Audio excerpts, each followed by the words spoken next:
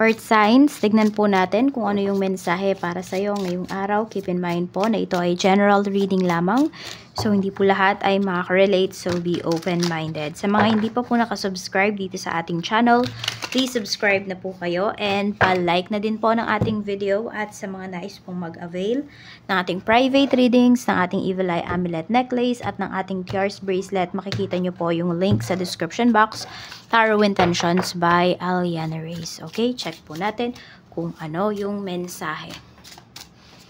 Mensahe natin, Spirit Guide for Earth Signs. Meron tayo ditong too late. Late ba kayo sa work ngayon? Or merong taong nanghihinayang dito? Nanghihinayang na sinayang kayo. Or meron kayong mga opportunities na pinalagpas. Na kayo naman yung nanghihinayang. We have fed up. Okay, let's see. Okay, meron dito sa trabaho. Or feeling nyo, parang sinayang nyo yung panahon nyo sa isang bagay. No, na parang it's too late na para magbago pa kayo ng career, ganyan. We have romance. Or meron dito, nasa isang relationship kayo. Gusto nyong umalis, pero naiisip nyo, I'm too old. Paano pa ako magsisimula? Yung parang ganyan. Or, ang dami ko nang nasayang na oras dito sa taong to. So, tanong ko sa inyo, sige, kung ano man yung natitirang oras ninyo, gusto nyo pa bang sayangin sa taong yan? Siya pa yung gusto nyo makasama? Mag-isip-isip kayo. Sabihin natin, if this year, meron pa tayong ilang months, no, ilang months pa, September, October, or October, November, December, 3 months pa. So, yung 3 months ba na yon, sasayangin mo ba yun sa tao na hindi ka pinapahalagahan? Sa tao na lagi kang tinatake for granted? Sa taong niloloko ka? Tanongin nyo yung sarili nyo. I know, mahirap mag-decide, no? Pag kayo talaga yun nandyan sa sitwasyon na yan. At mahirap lalong mag-decide kung may mga batang involved. Meron naman dito, mas pinili nyo yung relationship kaysa sa trabaho, kaysa sa career ninyo. Kaya ayun, medyo may nagsisisi po dito. Give up nyo yung inyong career. Diba? Para bumuo ng family. Tignan natin. Pero pwedeng may nasira naman dito kasi laging ang problema ba ay pera. Earth signs. Yan. Kaya ngayon talaga dapat parehas nag-work. Mas maganda. Kasi kadalasan naman talaga, isa sa mga dahilan kung ba't nag-away ang mag-asawa ay dahil sa pera. We have 2 of Wands. Ayan, may mga plano pa kayo dito eh. May mga tina-target kayo. Pwedeng kayo mismo, kung kayo naman, di naman kayo nag-aaway ng partner mo, ng asawa mo. For some of you, pwedeng kayo to mismo yung napapagod. Parehas kayo. Kasi pwedeng may mga plano po kayo dito na hindi nangyayari. Okay?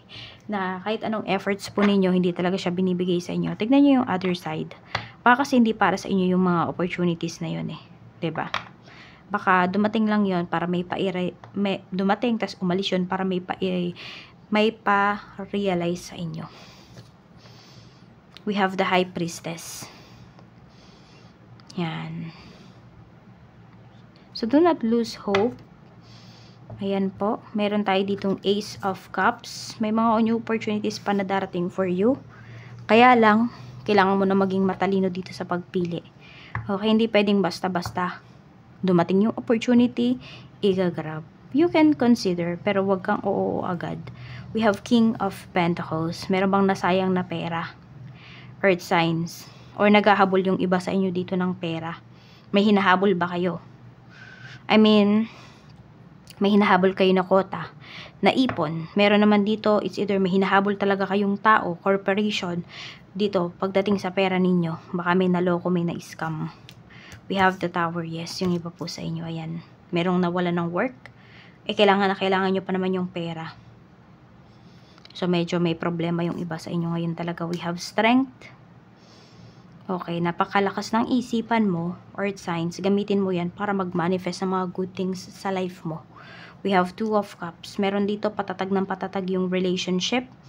Ayan po, pwedeng may magle-level up dito na relasyon. So, kung kayo po ay may person, meron kayong partner, meron kayong karelasyon, pwede po na, ayan, mauwi na sa kasalan nitong inyong pagsasama. Pwedeng ito yung pinaplano ninyo ng person mo. Pero meron din naman dito, ha? Hindi naman kayo nagmamadali.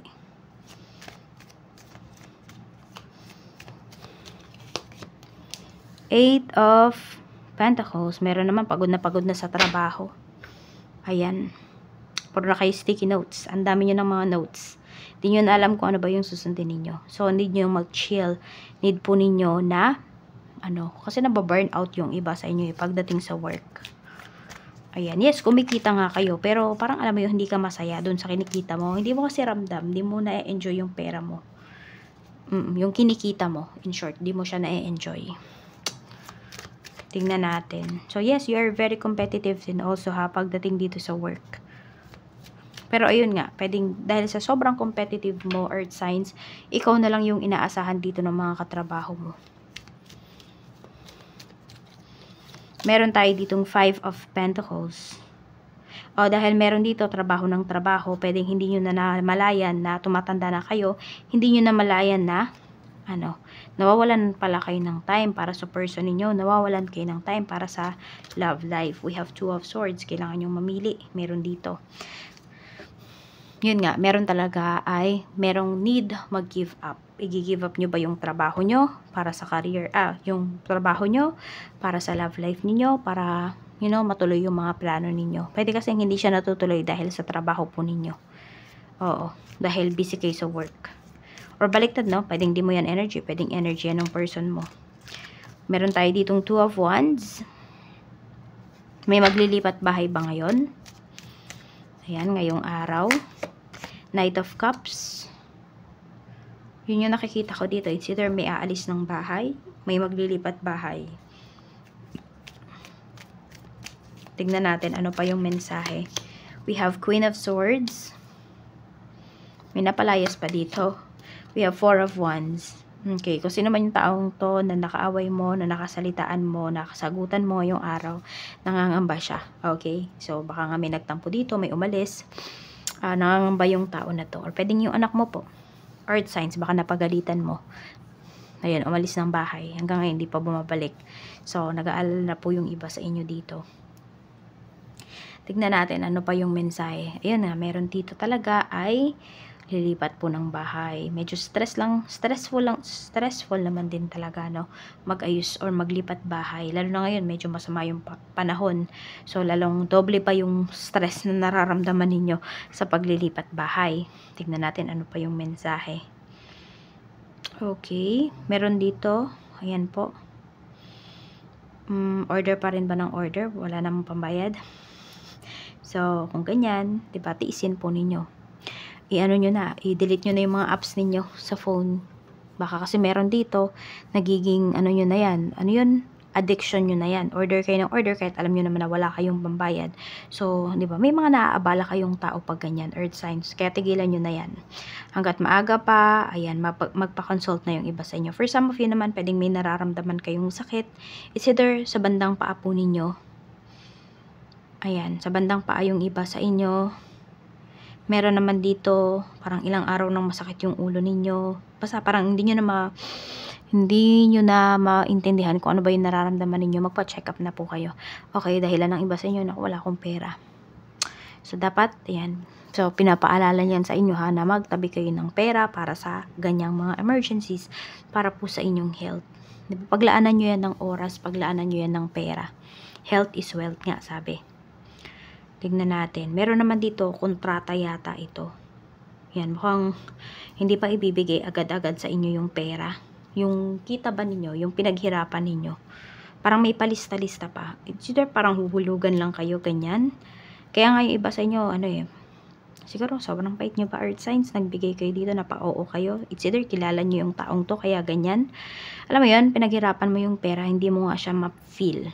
Dahil dito, inuunti-unti po kayo. Meron dito, bigla ang gastos. Ayan, may bigla ang gastos dito. Kaya medyo mag-ingat kayo. Moran sa bahay to. Hindi ko alam. Baka need nyo bang magpalagay ng CCTV? Need ninyong magbago ng lock? Oo, yung iba sa inyo, ha? Magbago kayo ng lock dito. Okay, meron ba nasa secret relationship? Ayan, kasi pinapakita dito sa atin eh. Pero may nakakaalam ng relationship ninyo. Mukhang kinikwento yan ng person mo sa iba. Secret relationship, tinatago. Bakit kaya tinatago? Huwag puro puso yung anuhin nyo dito ha. Intindihin ninyo dito. Huwag masyadong puso yung pairalin ninyo dito. Tanungin mo yung person mo, ba't ba niya tinatago yung relationship ninyo?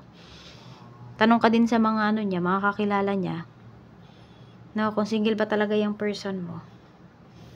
Maging maingat, maging alerto ka po dito. So, yan lang po ang mensahe para sa iyo ngayong araw. Maraming salamat po. Ingat kayo always and more blessings to come.